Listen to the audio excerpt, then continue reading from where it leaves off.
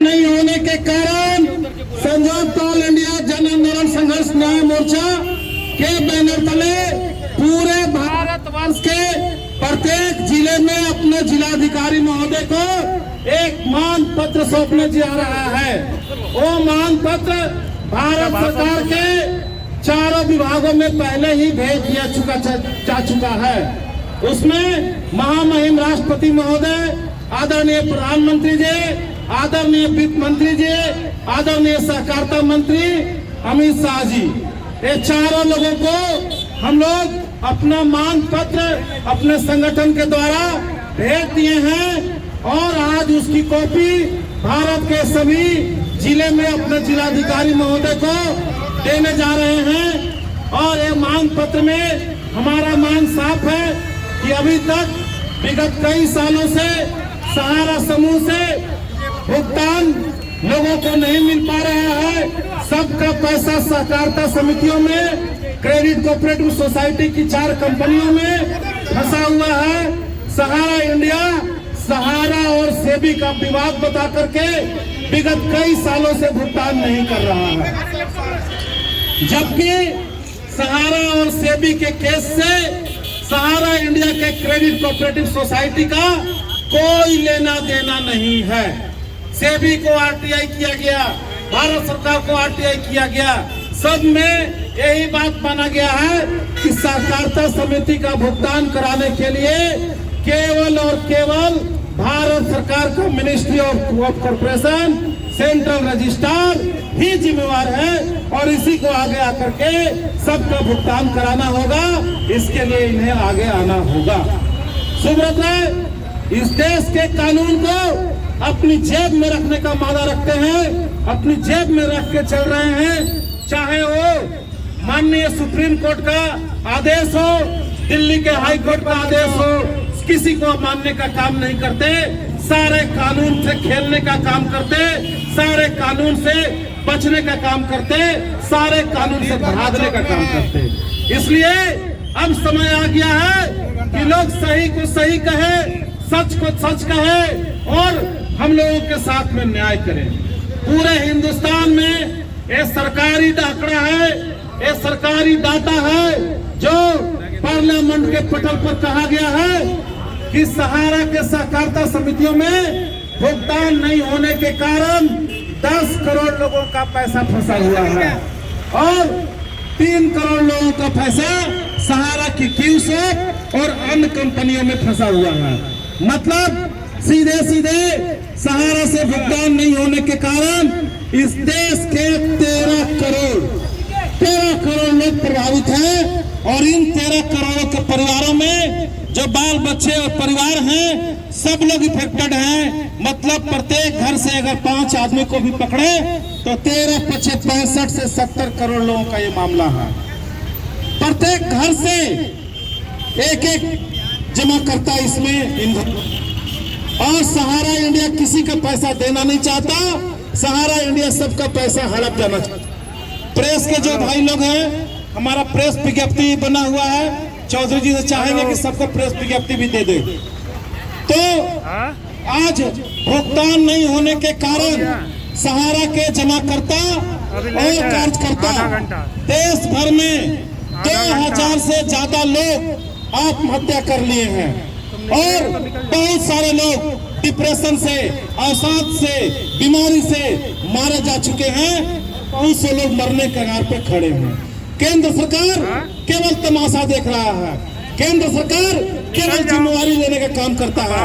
केंद्र सरकार एक तो कि सहारा से भुगतान कराने की जिम्मेवारी भारत सरकार में रखा गया हो, वित्त मंत्री जी का बात हो या पत्र के द्वारा जो हम लोगों को बताया गया हो या वित्तीय नियमित योजना 2019 में कही गई बात हो, सब में जिम्मेवारी केंद्र सरकार तो लेता है कि सहारा से भुगतान कराने की जिम्मेवारी भारत सरकार की है, लेकिन वो तारीख नहीं बताता है कि कब करवाएगा।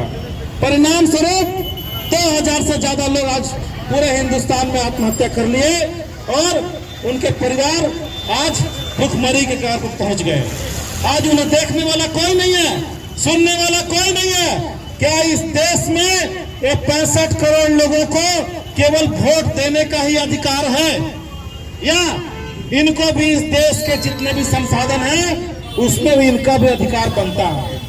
आज इसी के लिए भारत सरकार ने जो कानून बनाया वित्तीय अनियमितता 2019, उसमें ये बात लिखा है कि कोई भी सहकारी समिति या कोई भी कंपनी अगर गरीबों का पैसा लेकर के भुगतान नहीं करता है तो उस सहकारी समिति या कंपनी का संपत्ति बेचकर गरीबों को पैसा दे दिया जाएगा।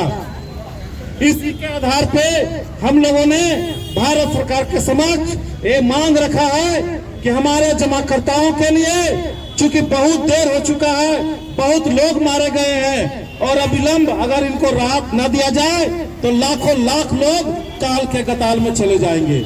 इसके लिए 3 लाख करोड़ रुपए का आप आर्थिक पैकेज दे दीजिए सेंट्रल रजिस्ट्रार को, सहकारिता मंत्रालय को, ताकि इस एक निवेशकों का भुगतान हो जाए और इस पैसे की वसूली सहारा की संपत्ति सीज कर उसको बेच करके आप वसूल कर लीजिए। क्योंकि सहारा ने बार बार दावा किया है कि हमारे पास देनदारी से 3 गुना ज्यादा की संपत्ति है। तो जब कानून बनाया तो उस कानून का पालन कीजिए मोदी जी, उस कानून का पालन कीजिए माननीय अमित शाह जी, उस कानून का पालन कीजिए माननीय आदरणीय मैडम वित्त मंत्री सीतारमण जी। एक तरफ हमको चिट्ठी दिया जाता है कि सहारा से भुगतान कराने की जिम्मेदारी भारत सरकार की है, भारत सरकार वचनबद्ध है कि सहारा से भुगतान भारत सरकार करवाएगा, लेकिन भारत सरकार कहीं भी तारीख लिख के नहीं देता है कि कब से करवाएगा।